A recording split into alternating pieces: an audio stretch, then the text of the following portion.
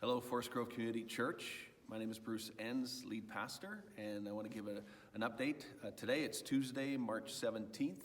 In the afternoon, just want to give an update to all of our sites and all those who are listening in as well. We know that things are changing drastically, but we want to every couple of days give you updates here, and you'll also get ministry-specific updates to follow as well.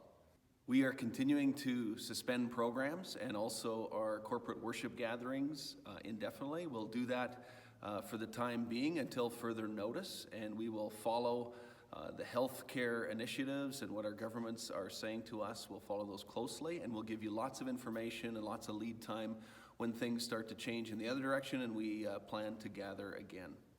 Our desire continues to be that we want to be good neighbors, and we want to do our part to flatten the curve, this new term that we've heard in lots of ways that help us to understand how we can limit our interactions. And so even as a staff, we're doing social distancing in our meetings. We're limiting our meetings as much as possible. As a staff, we're also doing a daily check-in at about 9:30 each day, just to gather together to pray, to further plan, to do updates, to find out how people in our congregations are doing. We'd encourage you to reach out to any of our staff. You know many of our staff and have contact information. Feel free to text or to email or to call us at any time, and we want to help out wherever we can. We've really been trying to encourage each other and challenge each other as a staff. What are the creative ways that we can actually be the church during this time? And so we want to look for ways to do that, and you'll hear more about that in the days and weeks ahead. One of the initiatives that we want to do is to encourage people to pray. And we had some folks from our Attridge congregation, Rob Mardell Neufeld, who sent us an email and said they wanted to initiate a 7 p.m. prayer time for anybody to just join in wherever you are. You're joining from your own setting, but just encourage you to engage in prayer at that time. And we're going to send out a little bit more information about some of the directives and ideas that they had in mind of ways we could pray. And so you'll hopefully see that coming up in the days ahead. But also we're wanting to even encourage you to think about praying at 7 and 7.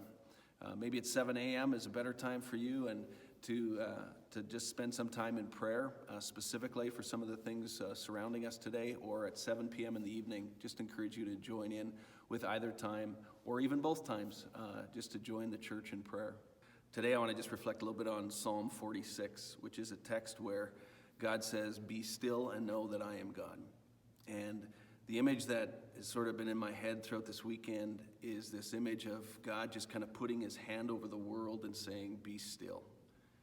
And to me, it's just, I think, a good word for us.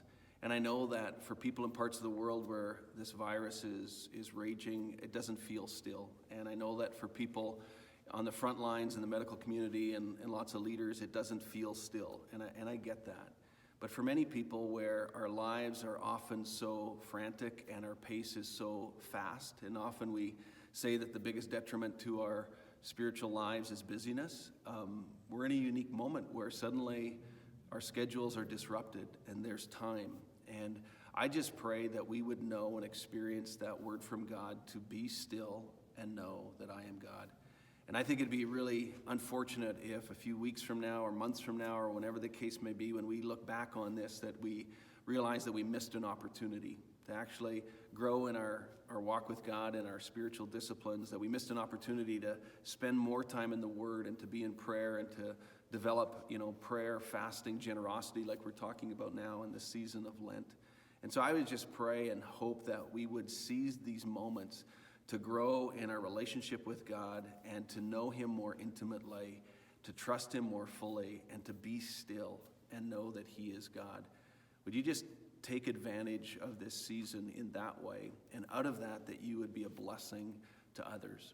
My neighbor just across the road from me, he was a blessing to me this weekend. He cleared my driveway with his tractor, and I was so encouraged by that. Later I took him a loaf of bread that made in my bread maker, and it made me think, maybe God is asking me to go and visit my neighbors. And so this next week I want to bring a loaf of bread to we have 10 neighbors, and I want to just go and see how they're doing, make sure we have each other's contact information, which I think we do, but make sure it's accurate, and even ask, is there something I can pray for you?